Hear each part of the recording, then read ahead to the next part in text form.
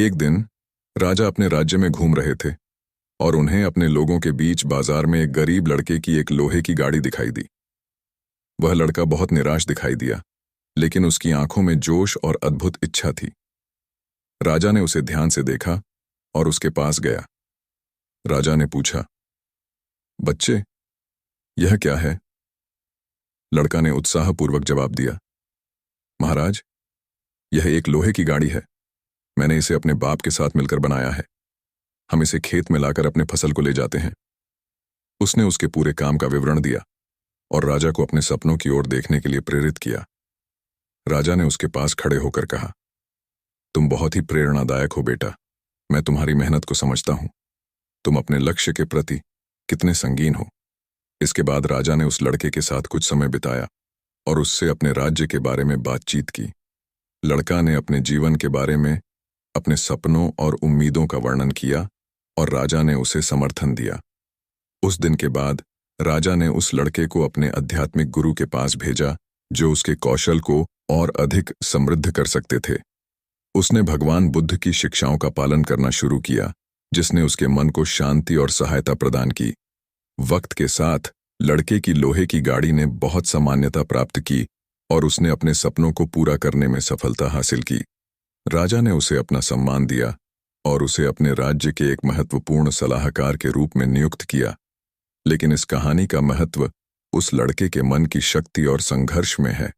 वह अपने सपनों के पीछे चला गया और सफलता की ऊंचाइयों को हासिल किया। उसने कभी निराश नहीं होकर संघर्ष किया और अपने लक्ष्य को हासिल करने के लिए पूरी तरह से समर्थ रहा। उसने अपनी मेहनत, उत्साह और संघर्ष की बदौलत अपने सपनों को पूरा किया। यह सीखने को मिलता है कि सपनों को हासिल करने के लिए मेहनत और समर्थता की आवश्यकता होती है।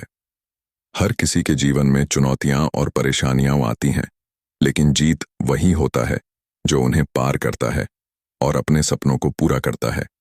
यह कहानी हमें उत्साहित करती है कि हमें अपने लक्ष्यों की ओर बढ़ना चाहिए, निराशा का सामना करना नहीं चाहिए और हमें हमेशा आगे बढ़कर अपने सपनों को पूरा करने का प्रयास करना चाहिए।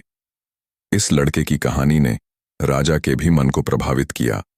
उन्होंने उस लड़के के उत्साह, संघर्ष और साहस को देखकर नए दृष्टिकोण से अपने राज्य की विकास के लिए कई योजनाएं बनाई। उन्होंने अपने राज्य में गरीबों के लिए नई स्कीमें शुरू की और उन्हें उनकी जरूरतों के अनुसार जमीन की पहुंच दी।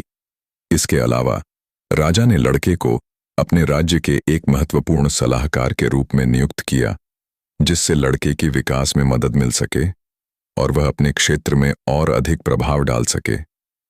इस प्रकार लड़के की मेहनत और संघर्ष ने उसको न केवल स्वयं को सफल बनाया, बल्कि उसके प्रयासों ने उसके आसपास के लोगों को भी प्रेरित किया और राजा के सोच को बदल दिया।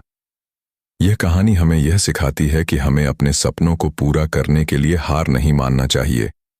धैर्य, संघर्ष और मेहनत से हम किसी भी मुश्किल को पार कर सकते हैं। इसके अलावा हमें अपने सपनों को पूरा करने के लिए अधिकतम प्रयास करने की आवश्यकता होती है और अपने सपनों को जीने का साहस और उत्साह रखना चाहिए। इस कहानी में राजा ने भी अपने देश की उन्नति के लिए लड़के की मदद की और उसे उसके सपनों को पूरा करने का मार्ग दिखाया। यह दिखाता है कि एक सशक्त और सहायक समाज कैसे एक अच्छे नेता के साथ साथ अच्छे लोगों की मदद कर सकता है। आखिर में यह कहानी हमें सिखाती है कि सपनों को पूरा करने के लिए हमें अपने आसपास के लोगों के साथ साझेदारी करनी चाहिए और साथ मिलकर काम करना चाहिए।